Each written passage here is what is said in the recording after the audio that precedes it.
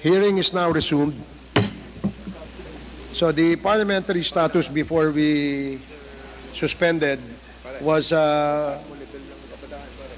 we recognized Congresswoman Luistro as the next interpellator. And with that, I'd like to recognize her for her interpellation. And Congresswoman Luistro, you have 10 minutes. Thank you, Mr. Chair. Mr. Chair, I wish to direct my question to the former President. Mr. President, good afternoon. Good afternoon, Mr. President. First of all, I wish to acknowledge your courage in taking full responsibility, full legal responsibility to all the victims of war on drugs, both legal and illegal, as you have mentioned, Mr. President. Hindi ko na kontrolado kasi ma'am And Mr. President, I wish to manifest that it is my humble opinion that one will not take legal responsibility unless there is no willingness as well to admit being behind all the killing incidents that transpired during the war on drugs. It is therefore the humble submission of this representation, Mr. Chair, that with that statement coming from the former president, he acknowledges that all the killing incidents during the war on drugs spring from his order to kill drug personalities. That is a manifestation, Mr. Chair. Mr. Chair, I understand that the resource speaker, the former president, is a lawyer. Mr. President, may I request that you educate the Filipino people, and I am certain that you understand what conspiracy theory is all about. Please educate us, Mr. President.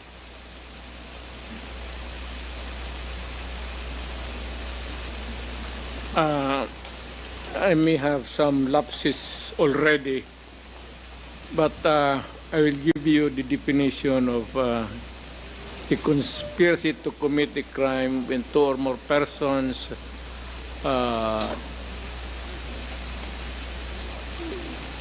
decide or discuss to commit a crime and actually do it.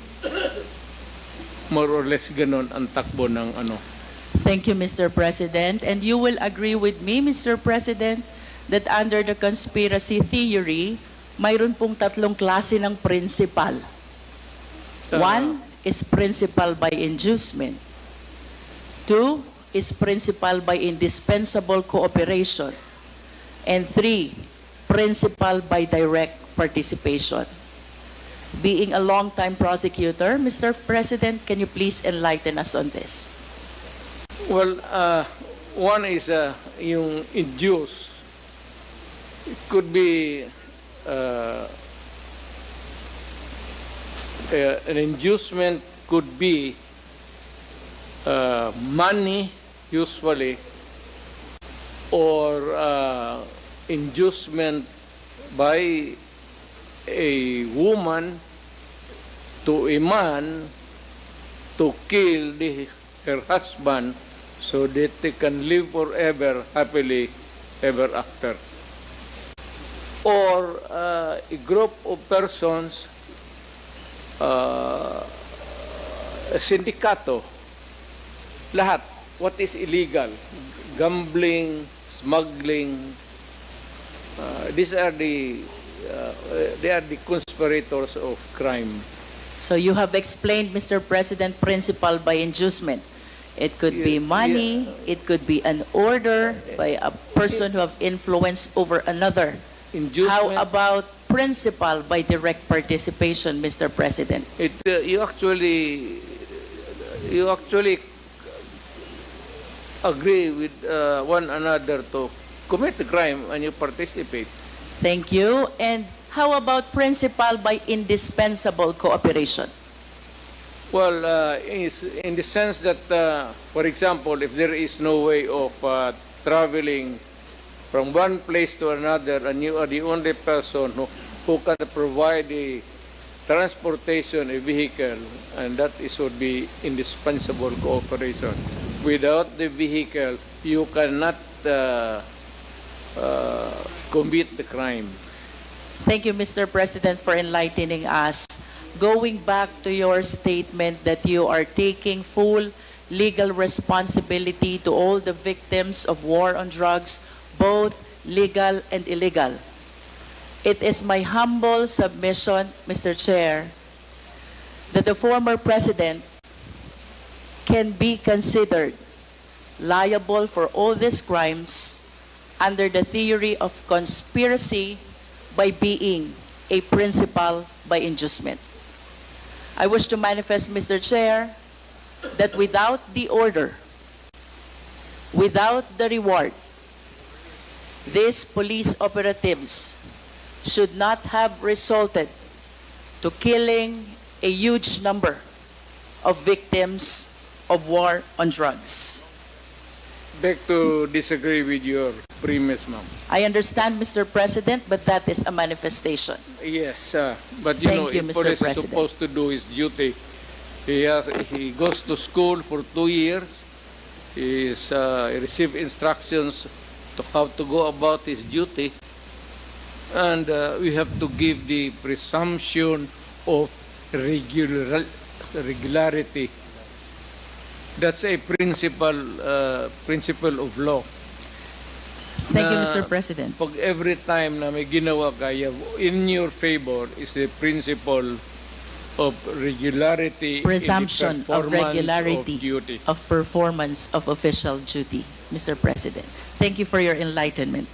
Mr. President, I wish to ask, with all due respect, considering your statement of taking full legal responsibility both to legal and illegal activities, can Well- I equate this statement of yours to an extrajudicial confession of guilt? Well, in a sense, yes. Wala na akong magawa eh. Are you saying yes, Mr. President? Yes, because I ordered the campaign against the drug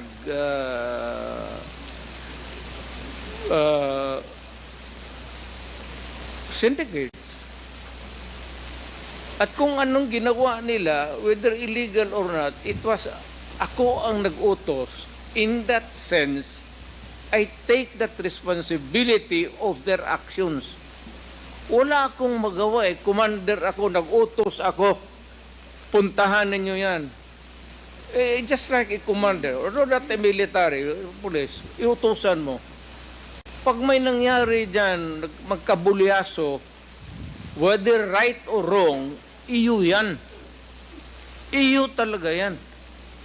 Kung hindi ka naman bobo na mayor, hindi mo iwanan yung tao na inutusan mo. Unless yung pumunta doon, inutusan mo mag-operate ng illegal gambling or mga droga, tapos nag-rape, kung anong ginagawa na kabalastugan, ako na mismo ang papatay, hindi na kailangan na hintayin mo pa. Mr. President, earlier, you conformed to my statement that I can equate your statement of taking full legal responsibility as an extrajudicial confession of guilt. You said yes to that. Yeah, No, I'm just reiterating the question, Mr. President. It's not about guilt or a wrong. What I'm saying is that yung lahat ng inutusan ko yung war against drugs, o yung isang platoon dyan o isang batalyon, kung ano yung ginagawa nila, kaya I take full responsibility for that. Mr. President, you are surrounded by, I believe, 4 lawyers. Hindi ko na kailangan, ma'am. because you are a lawyer I yourself. can take of myself. I can take care of Yes. myself.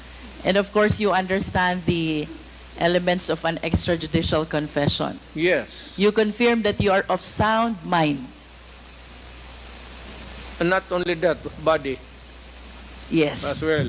You confirm that your statement is voluntary. Yes. And of course, you confirm that you understand the consequences of your extrajudicial confession.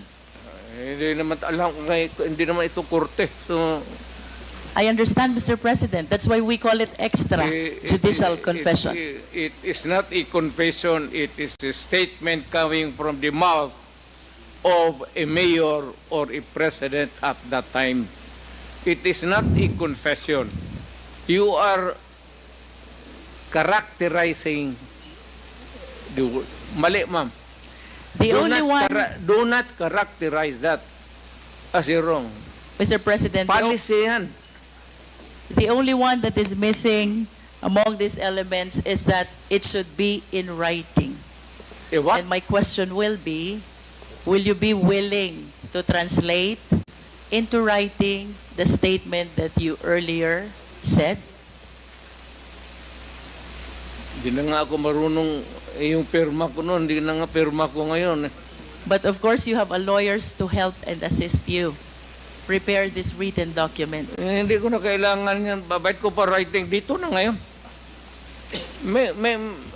It's documented by the records here. Magtanong na kayo na magtanong. Ano? Anong gusto mong tanongin? Criminal? Mr. President, I wish to proceed to my next question. Do you know Laod firing range? Do you know? Alam niyo po ba yung Laod firing range? So, hindi. Do you know? Nalalaman niyo po ba kung ano Tao o yan. saan yung Laod firing range? Doon ako nagpa-practice magbarel para pumatay ng tao. Thank you. Nagpa-practice po kayong bumaril Oo. para pumatay ng tao. Oo. And alam niyo din po ba yung Laod Quarry? Hindi ko na negosyo yan, ma'am. Yung firing range, ha? But at least you are aware that ano? Laod firing range is situated in the Laod Quarry, within the premises and compound of Laod Quarry. Siguro. Tama po Within ba yun? the premises of a quarry, there is a firing range. Do you should confirm be- that, Mr. President? That should be the question. Do you know Ben Laod? Yes, I think so. Who is Ben Laod? Si policeman. He's a policeman. He owns the land He owns the land. where the firing range is located. And do you remember, Mr. President, that the CHR, during the time of the former chairman, Laila de Lima, investigated and inspected this Laod Quarry, where they were able to discover human bones. Are you aware of that?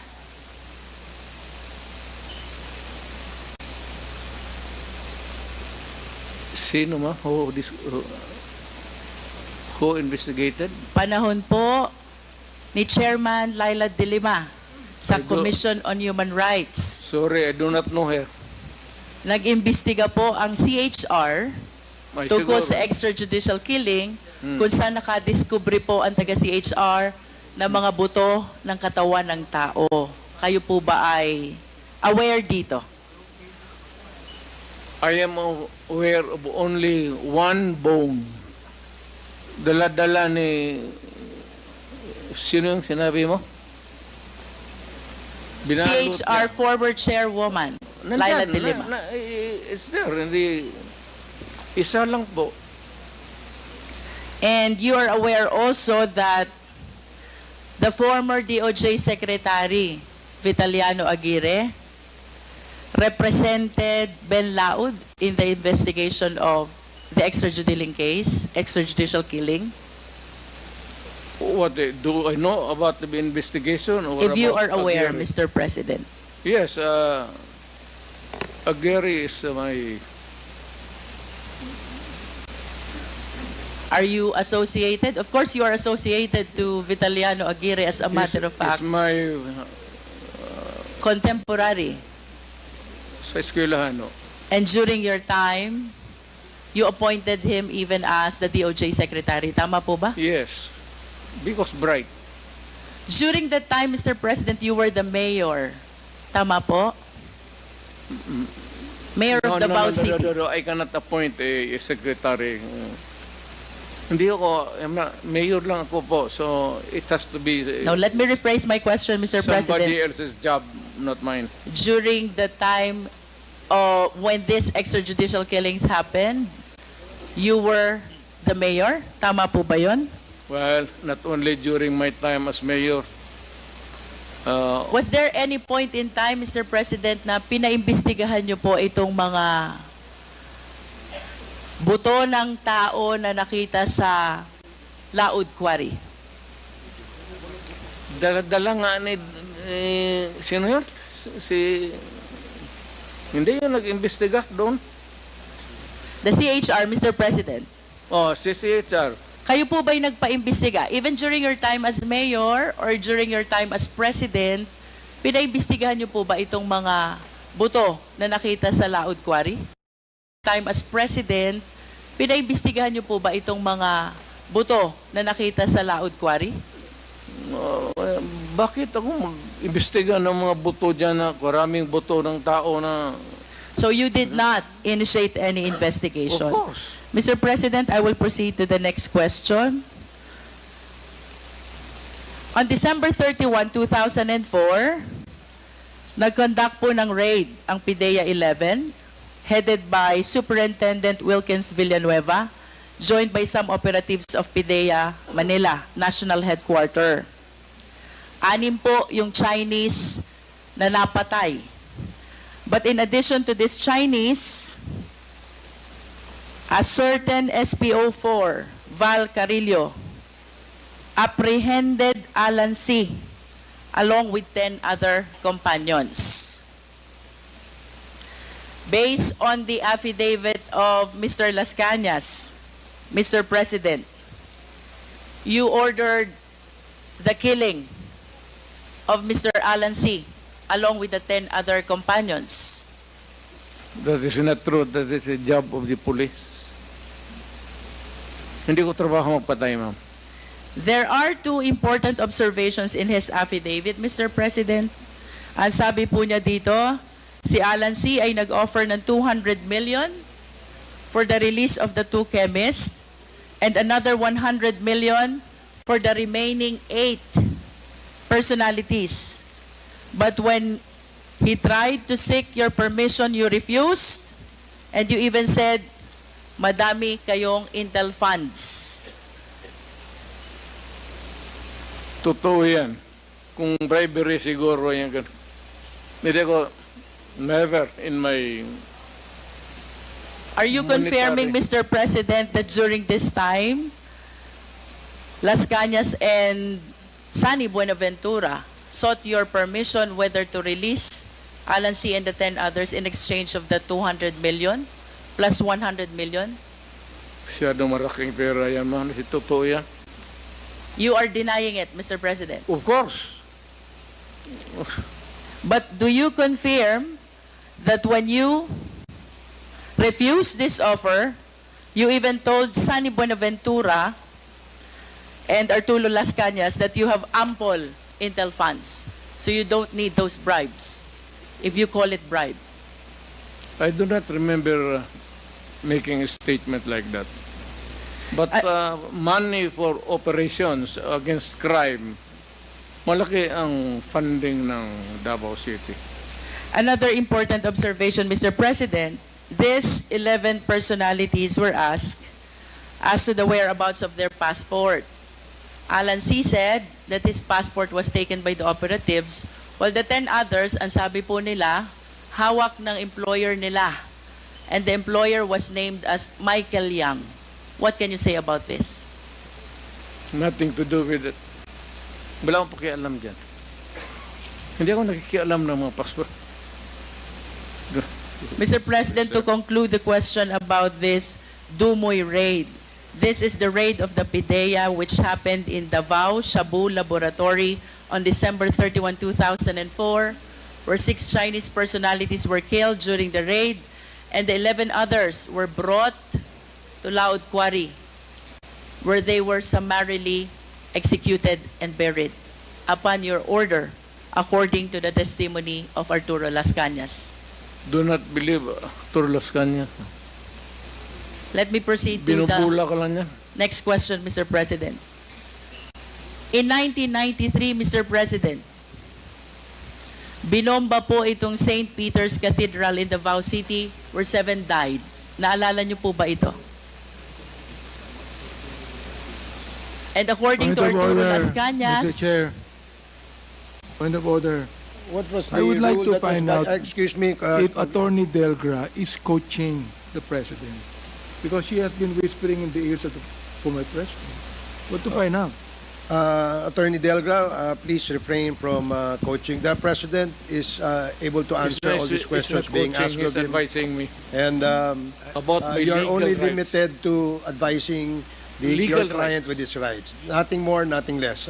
He's I a hope lawyer. you follow the rule, Attorney Delgra. Please He does- proceed. He does not have to coach me. I know how to answer. Mr. Chair, 1993, binomba po ang St. Peter's Cathedral, Davao City, where 7 died.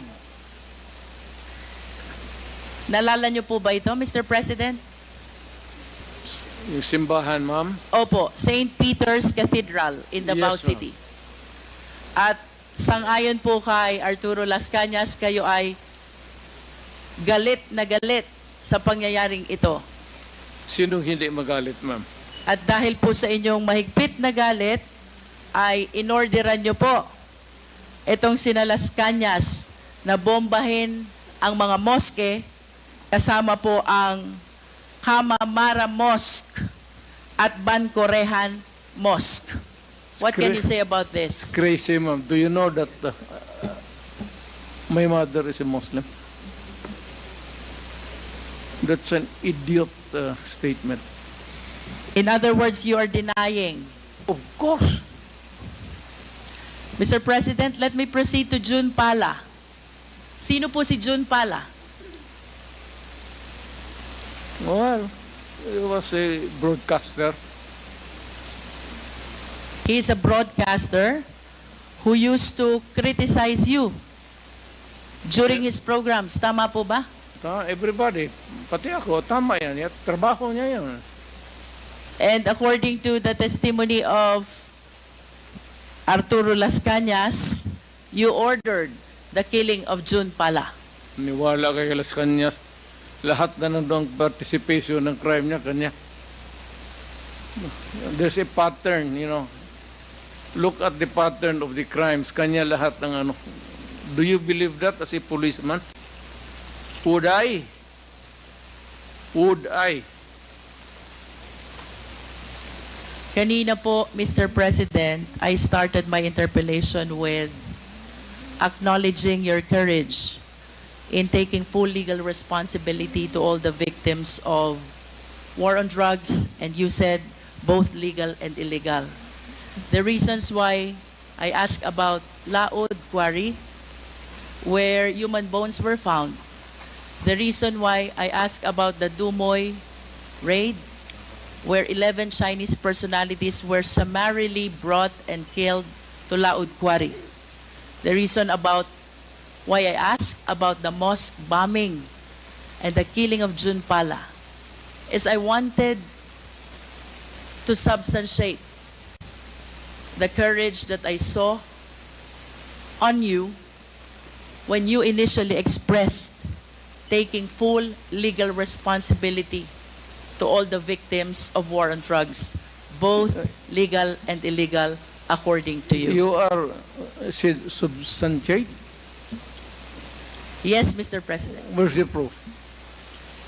Mr. President, I'm anchoring my questions about the separate incidents from your initial statement that you are taking full legal responsibility Yes. to all the victims of war on drugs. You said both legal, and illegal. Yes. Mr. President, you are a long-time prosecutor, correct? And of course, it is very fundamental upon us, all lawyers, the Yeah. requirements of due process. We are zeroing in on a particular individual now. Due process is the law which hears before it condemns. Due process is the law which requires notice and hearing. If you say so. Mr. President, I hope that we will be reminded that by due process, the end does not justify the means. Kanina po, tinanong din po kayo ni Honorable Brosas about the number of the victims of war on drugs. Tinanong po kayo about statistics, and you lamented na hindi nyo po alam or dala yung records. Now, I want to share to the public the statistics of the victims of war on drugs. We are... Mr. President, this is from PIDEA. I think this is a consolidated effort of Karapatan, Global Witness, National Union of Journalists of the Philippines, the Supreme Court, Rappler, and the Philippine Drug and Enforcement Agency. We have 6,252 individuals in police anti-drug operations as of May 2022. 27,000 to 30,000 individuals, including those killed vigilant style. 427 activists, human rights defenders, grassroots organizers as of December 2021. Land and environment defenders as of December 2020, 166. Journalists, media workers, as of April 2022, 23 victims. Judges, lawyers, prosecutors, as of December 2021, 66 victims. And mayors, vice mayors, as of December 2021, 28 victims, Mr. President. Mr. President, my question is, when you implement war on drugs, did you strictly comply with the requirement of due process? Yes. Mr. Chair, I will wrap up. Thank you, Mr. President. Mr. Chair, it is my humble submission that contrary to the answer of the former president, I humbly believe that the former president and his war on drugs never complied with the requirements of due process. The statistics show, Mr. President, the huge number of victims of war on drugs. If my memory serves me right, during the time of Aquino administration, there are like around 200, and during the present administration, there are around like 200 victims as well of war on drugs. Given these statistics, Mr. Chair, this is almost or around 31,000 victims of war on drugs. If indeed they follow the requirement of due process, wala po dapat ganito karaming patay. At ang dapat, maraming kaso na pending in court. I hope all of us will be reminded by the fundamental law that no person should be deprived of life, liberty, and property without due process of law. By Mr. President's own admission of his accountability, both to legal and illegal actions of the police, it is the humble submission of this representation, Mr. Chair, that the Quadcom is ready to make a recommendation for the filing of the necessary action in court. That is a violation of the law, RA 9851, Act defining and penalizing crimes against international humanitarian law, or at the very least, the murder cases as defined under the revised penal code. To finally conclude, Mr. Chair, last series of questions to Mr. President, again to substantiate the courage that he was able to show during the initial part of this hearing. Mr. President, in the past hearing of Quadcom, may 30 Chinese drug lords na napatay sa Davao Penal Colony. Are you willing to take accountability and responsibility also for this? Wala na ako niyan, ma'am. Nandito na ako sa Maynila. So, you're saying no. Oh, well, kung gusto mo isala yan, idagdag mo na, okay lang. How about the death of General Barayuga, the PSCSO Secretary? Are you willing to take full legal responsibility for this? I do not kill generals. The death of Mayor Aldong Parohinog and the 15 others in Osamis City, are you taking full responsibility on this? Hindi ako nagpapatay ng mga mayor, ma'am. The death of Mayor Espinosa of Albuera Leyte, are you taking full responsibility on this? Hindi ko, ma'am. That's my birthplace. The death of Tony Halili in Tanawan City. Malayo yan siya sa akin, ma'am. The death of Mayor Perez of Los Baños. Lalo na. Ibalik ko po dun sa una niyong sinabi. If you are denying all this, alin po yung tinutukoy nyo when you said you are taking full legal responsibility to all the victims of war on drugs, both legal and illegal? Yes. Kasi order ko kasi that was my campaign against drug. Na yung, alam mo, maraming istasyon, maraming pulis.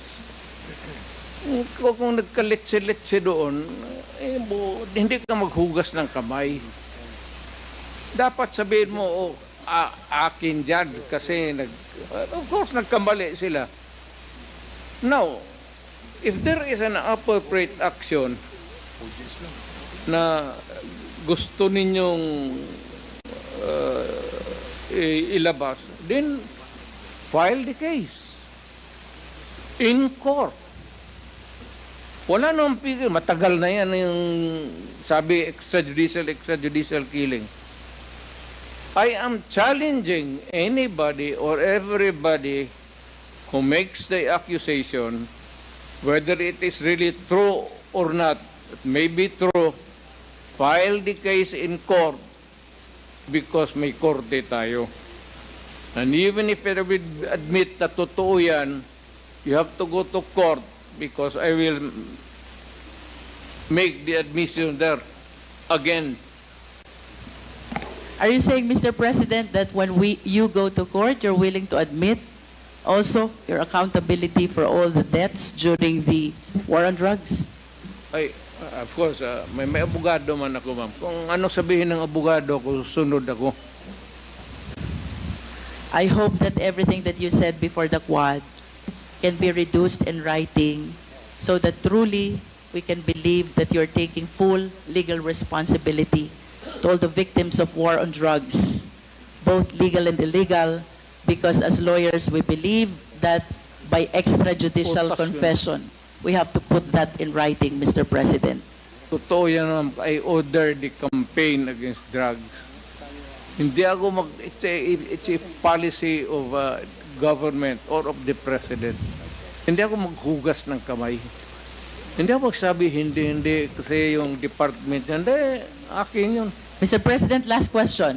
If one of these days the ICC will come, will you voluntarily submit yourself? Sipain ko pa sila, ma'am. But you said a while ago that if somebody will sponsor your fare to the ICC, you will voluntarily submit yourself to their investigation and jurisdiction. Yes. Pero kung sila magpunta dito, sipain ko. But will you confirm that you are willing to submit voluntarily yourself to ICC? Punta ko doon, sipain ko rin sila. Same. I have nothing further, Mr. Chair. Thank you, Mr. President. Thank you, Congresswoman Luistro. The next... Yes, Mr. Attorney Chair, Ben. with all due respect, Mr. Chair, the Sunday bombing of Davao City is known to me personally because at that time I was the chairman of the Human Rights Committee of the ICC. Point of order, Mr. Chair. What is the point of order, Congressman Acop? we do not know the personality of Attorney Bello, and he has not been invited as a resource person, and therefore has no right to speak before this committee. I agree, Your Honor. Mr. Chair. I have no contradiction to the manifestation of the Honorable Chair, Congressman Acop. But I just want to inform this body of what the Easter bombing is all about. Because the Honorable Congressman Luistro mentioned about it. And she insinuated that as a result of the Sunday bombing, former President Duterte caused the bombing of Muslim mosques, which is not true because at that time, Your Honor, he was just a fiscal of Davao City. Okay, I salamat know po. that, Your Honor, because I was the one who investigated this incident upon the direction of the Integrated Bar of the Philippines. So, for the record, Congressman Luistro, Mayor Duterte or President Duterte was a fiscal at the time of the bombing of the San Pedro Cathedral. Okay, It thank is you. not true Thank you, that he Attorney was the Bello. mayor. Your manifestation is noted. Thank you Mr. very Chair, much, Your Honor. Mr. Thank you Chair. very Thank you. So, I have a 19-second video of the interview of the former president about the Dumoy bombing. If this representation may be minutes is allowed that, to. I think this is 19 seconds, Mr. Chair. seconds. Okay, please. Secretariat, kindly play. Dumoy. Before that, we'd like to acknowledge the presence of Vice President Sara Duterte.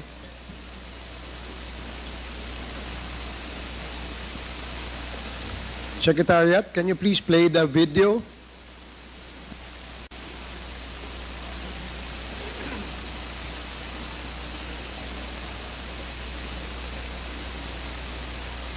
May I also remind our lawyer friends of the former president to please I did it because I had to do it to make conduct.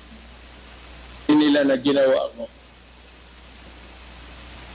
Kaya yung sa Dumoy, umubos ko talaga. Sir President, Mr. Chair. I did it because I had to do it to make conduct. That's it. I reiterate this statement.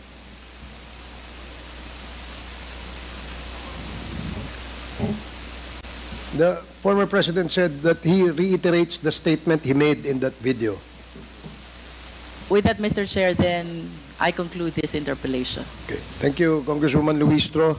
So again, before we acknowledge the next interpellator, I'd like to remind our friends from the lawyer friends of our former president to please, it is not allowed under our rules that you can make manifestations. But we do appreciate the information that you shared, and we will take note of that information.